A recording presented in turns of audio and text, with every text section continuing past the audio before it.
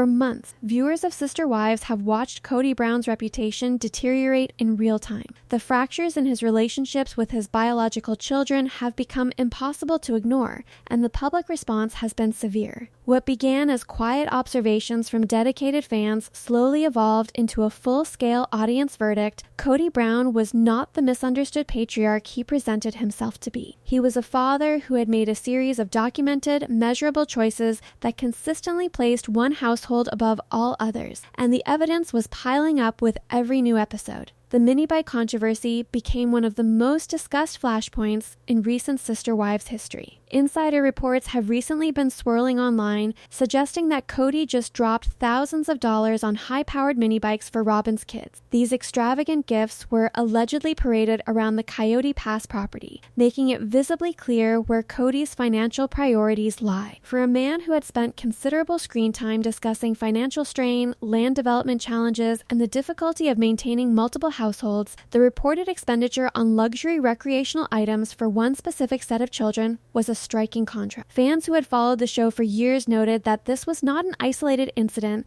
but part of a consistent pattern. Robyn's children receiving visible, expensive investments, while Kody's biological children from his other marriages received considerably less. Social media audiences dissected every available frame of footage, every public appearance, and every reported detail with a level of scrutiny that Kody clearly did not anticipate. The verdict across platforms was largely unified. Comment sections, fan forums, and dedicated Sister Wives commentary channels all pointed to the same conclusion. Kody had drawn a sharp and undeniable line between the children he prioritized and those he did not. His biological children from Janelle, Christine, and Mary were, by the observable record, not receiving the same level of attention, resources, or emotional investment that Robyn's children were. With his popularity in serious decline and his reality television career under genuine threat, Kody recognized that the situation required action. A public image built on the identity of a devoted, spiritually grounded patriarch was crumbling, and passive silence was not a viable strategy. He needed a moment, a specific camera-ready moment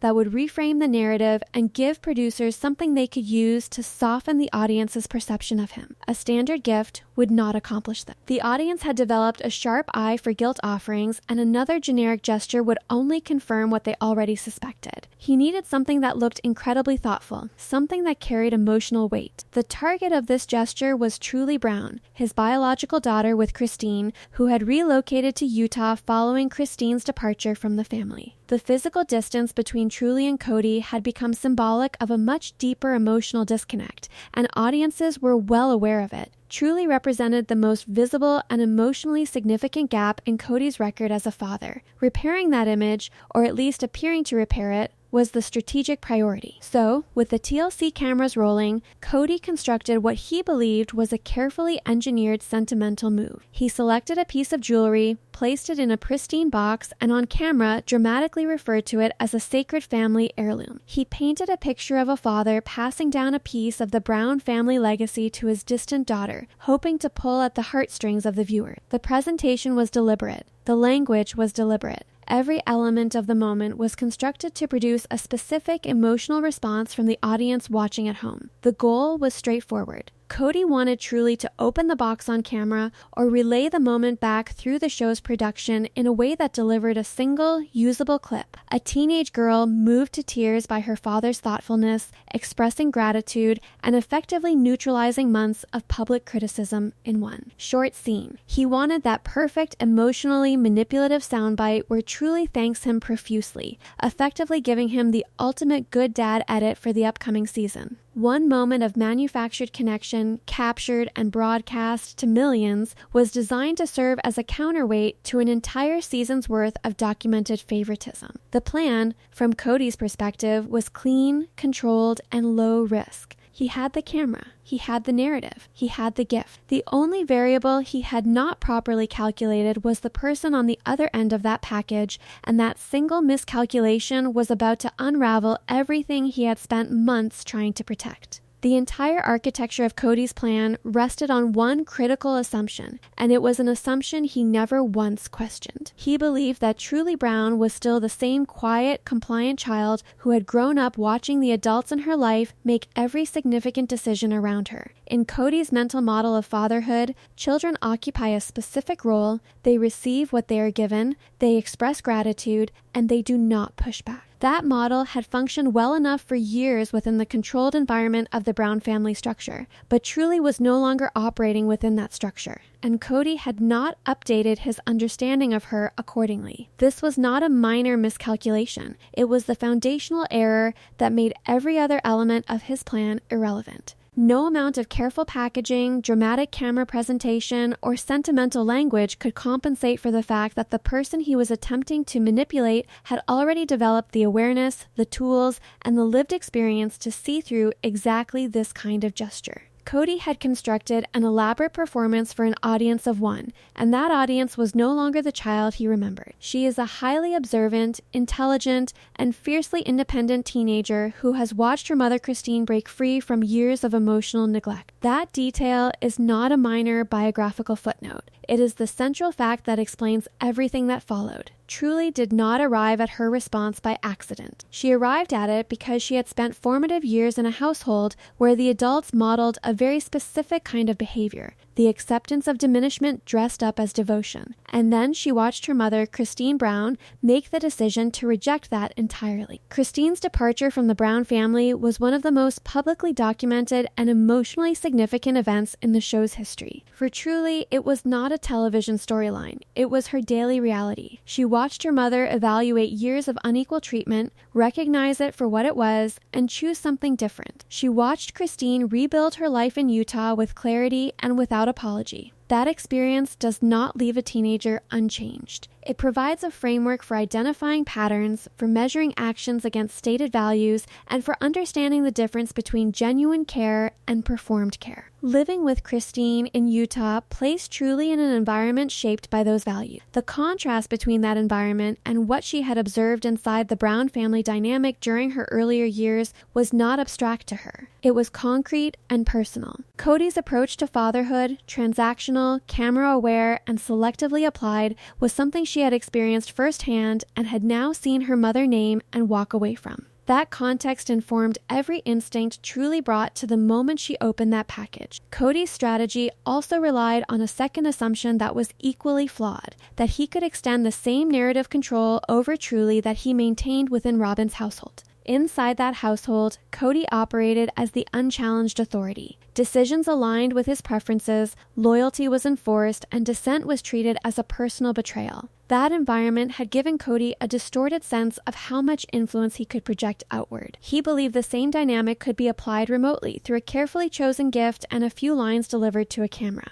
Kody's entire strategy hinged on the delusion that he could still control the narrative in Truly's mind, just like he tries to control everything in Robyn's household. But narrative control requires a willing participant, and Truly was not one. She was a teenager in 2024 with immediate access to search engines, image recognition technology, archived websites, and years of documented public information about her own family's business history. The idea that she could be handed a piece of merchandise and told it was a sacred heirloom without any ability to verify that claim was not just optimistic, it was a complete misreading of the information environment that teenagers now inhabit as a baseline reality. You simply cannot gaslight a teenager who has the ability to fact-check your claims in real time. This is not a generational observation about technology. It is a specific and direct description of the tactical error Kody made when he chose this particular item for this particular person. He was operating on assumptions that may have had some validity in a pre-smartphone era of parenting, in a household where information was filtered through a single authority. Those assumptions had no validity in Utah in 2024,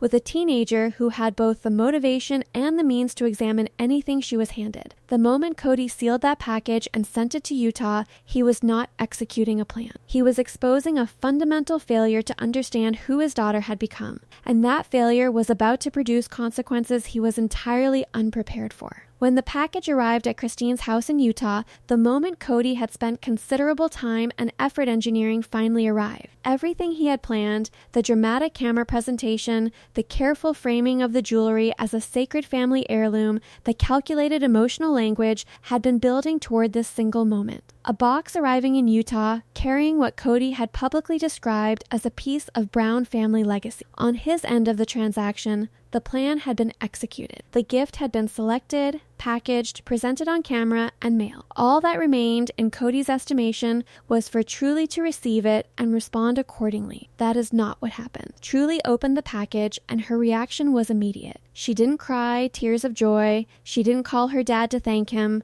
There was no emotional soundbite. There was no grateful teenager reaching for her phone to express how touched she was by her father's gesture. Instead, Truly looked at the piece of jewelry sitting in that box and recognized almost immediately that something about it was wrong. The item did not carry the weight of a genuine family heirloom. It did not have the quality, the history, or the presence of something that had been passed down through generations and preserved because of its meaning. It looked like what it was, a piece of merchandise. What followed was not a dramatic confrontation or an emotionally charged phone call. It was something far more precise. Truly used Google Lens or navigated directly to the archived records of the My Sister Wife's Closet website and began searching. The search did not take long. It was literally unsold clearance rack inventory from Robin's famously failed business venture, My Sister Wife's Closet. The exact item, listed on the website, marked down and unsold. The piece of jewelry that Kody had framed as a sacred piece of Brown family history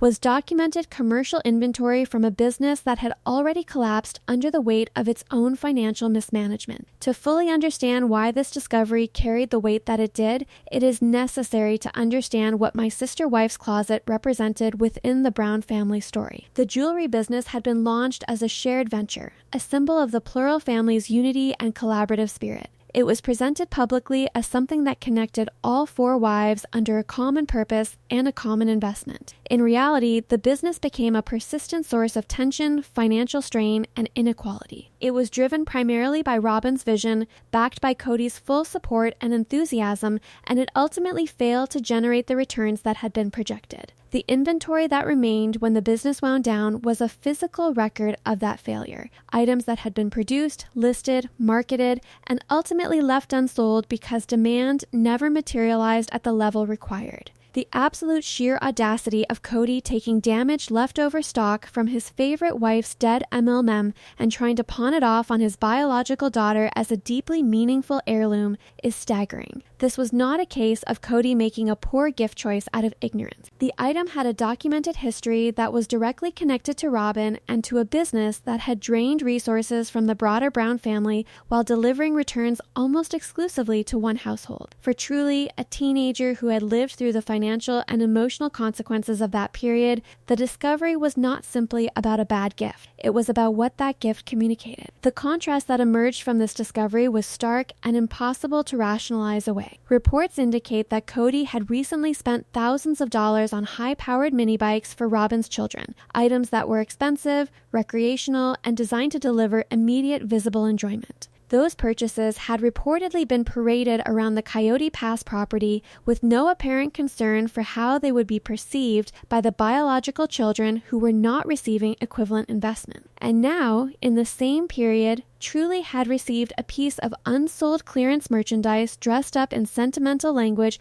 and delivered in a pristine box. The dollar value, the effort, and the intention behind the two categories of giving could not have been more different. Truly now had everything she needed. She had the item. She had the documentation. She had the side-by-side visual confirmation that the so-called family heirloom was a listed product from Robin's failed business. There was no ambiguity remaining, no alternative explanation available, and no version of events in which Kody's gesture could be reframed as an honest mistake. The lie had been located, identified, and documented with the kind of precision that left absolutely no room for the narrative management Kody had built his entire plan around. The package had arrived in Utah as a carefully constructed performance. It was about to leave Utah as evidence. What Truly Brown did next was not impulsive. It was not emotional. It was not the reaction of a teenager acting out of anger or seeking attention. It was a measured, deliberate, and extraordinarily precise response to a documented act of deception,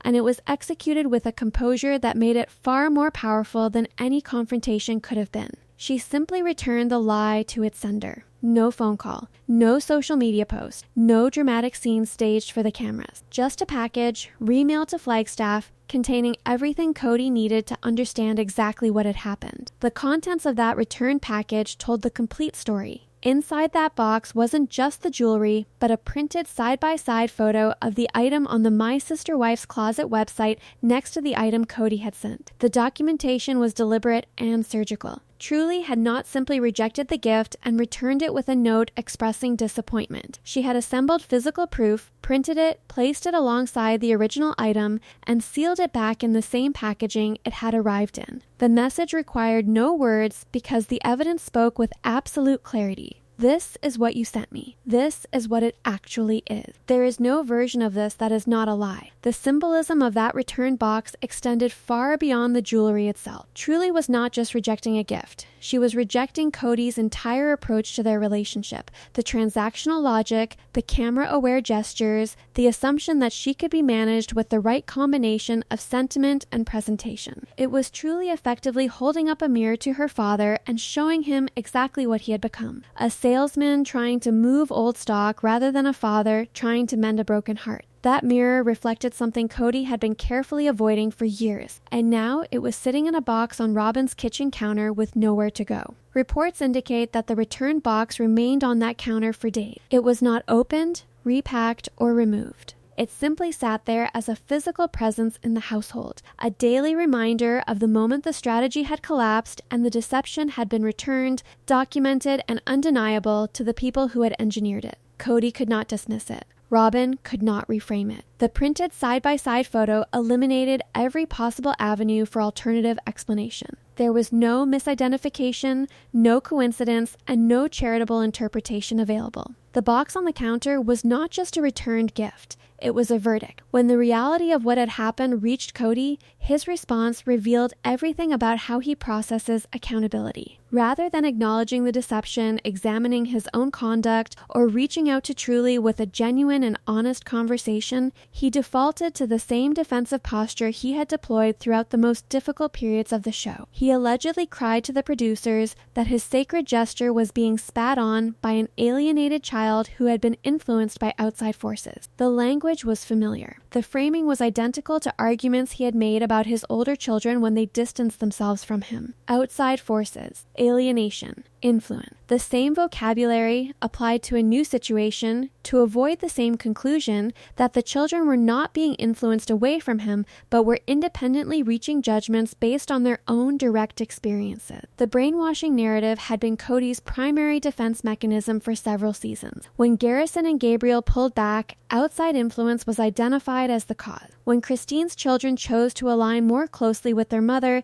the same explanation was offered. It had never been a particularly convincing argument, but it had served a functional purpose. It allowed Kody to position himself as a victim of circumstances rather than a contributor to his own isolation. But by this point, that narrative had lost whatever limited credibility it once carried. The audience isn't buying it anymore. The narrative that the kids are being brainwashed has lost all its power because the evidence of Kody's own neglect is right there in high definition. Audiences had watched multiple seasons of documented behavior. They had seen the spending patterns, the emotional availability, the allocation of time, and the consistency of Kody's investment across his different family relationships. The suggestion that Truly had been manipulated into rejecting a clearance rack item falsely presented as a family heirloom required the audience to simultaneously ignore everything they had observed and accept Kody's self-assessment over the documented record. That was no longer a transaction viewers were willing to make. The sheer desperation in his voice as he tried to play the victim only made him look more out of touch with reality. The public perception had shifted permanently. Where Kody saw a rejected father, the audience saw a man who had been caught in a specific, documented, and entirely avoidable lie, and whose first instinct upon being caught was to blame the teenager who had the capability to identify it. That instinct, more than the original deception, confirmed what the audience had long suspected about the nature of Kody's relationship with accountability. The return box, the printed documentation, and Kody's defensive reaction had combined to produce something he had genuinely not anticipated when he sealed that package in Flagstaff, a moment of total and irreversible exposure delivered quietly, efficiently, and without a single word spoken. The impact of Truly's response did not stay contained within the immediate relationship between a father and a daughter. It radiated outward through the entire extended Brown family network, touching relationships, reopening documented wounds, and confirming conclusions that several family members had been quietly reaching for years. What began as a single return package became the event that crystallized everything the original Brown family had been processing since Kody's priorities became impossible to overlook.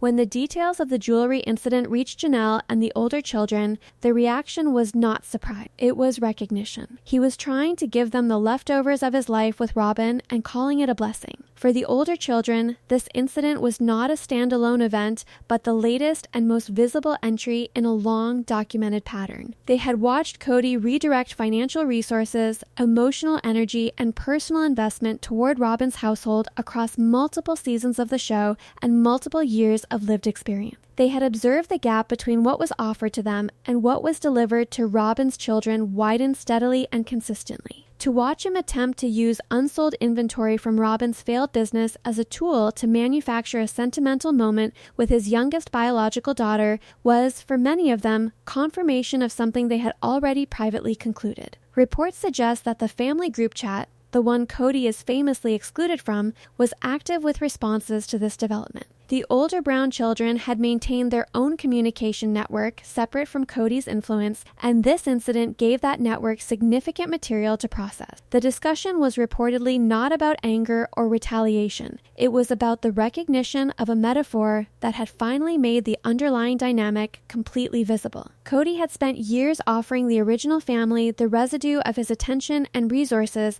after Robin's household had received the primary investment. The clearance rack jewelry was that dynamic made physical and undeniable. For Robin, the return package carried a different and more personal sting. Her reaction, according to reports, was not oriented toward empathy for Truly or reflection on the situation Kody had created. It was oriented toward her own sense of status and the public humiliation of having her business's unsold inventory identified, documented, and returned with a receipt of its worthlessness. That business was supposed to be the glue that held the four wives together, a symbol of their unity and shared future. Instead, my sister wife's closet had become a source of sustained financial tension, a symbol of imbalance within the family, and now, the instrument of one of the most publicly discussed failures in the show's recent history. The jewelry pieces had represented something meaningful to Robin, a tangible connection to a business she had built and a status she had established within the family hierarchy. To have those pieces publicly identified as clearance inventory and returned with printed documentation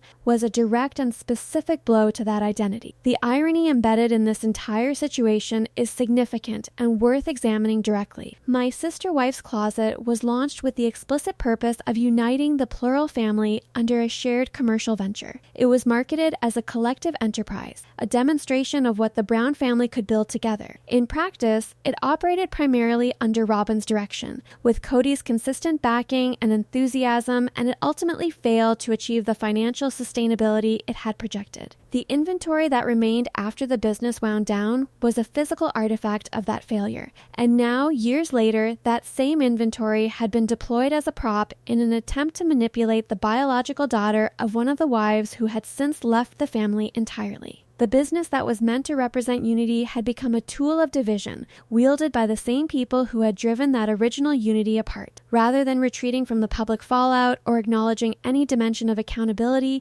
Kody has allegedly committed to a forward strategy built on the same foundations that have consistently failed him. Trying to villainize a teenager for recognizing a lie is a move that could permanently alienate the remaining fan base. The reported plan to frame Truly's response as rebellion and ingratitude, and to position the returned jewelry as an act of disrespect toward family legacy, requires the audience to accept a version of events that directly contradicts what the documented record showed. Viewers have watched Truly grow up on this show. They have observed her character across years of footage. The attempt to recast her as a manipulated, ungrateful child for identifying a piece of clearance merchandise and returning it with evidence is not a strategy likely to succeed with an audience that has access to the same documented history she does. He is a man who lost his family because he didn't know how to be a father without a script. That assessment is supported by the observable record across multiple relationships and multiple seasons. The script called for devoted wives who accepted inequality without naming it. When Mary, Janelle, and Christine each reached the point where they could no longer perform that role,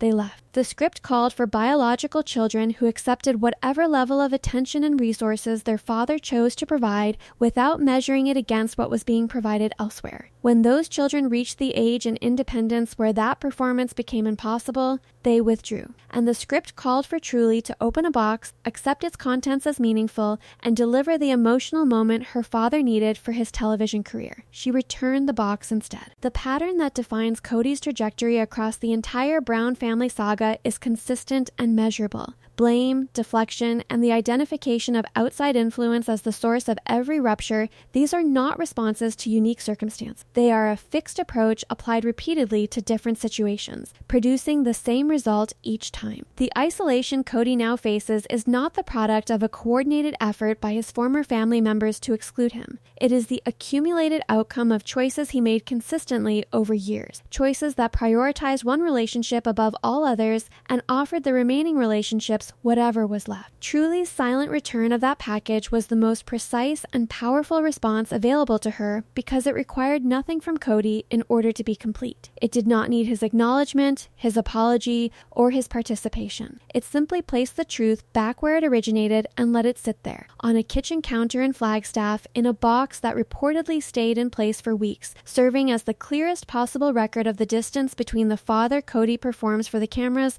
and the father his daughter actually experienced.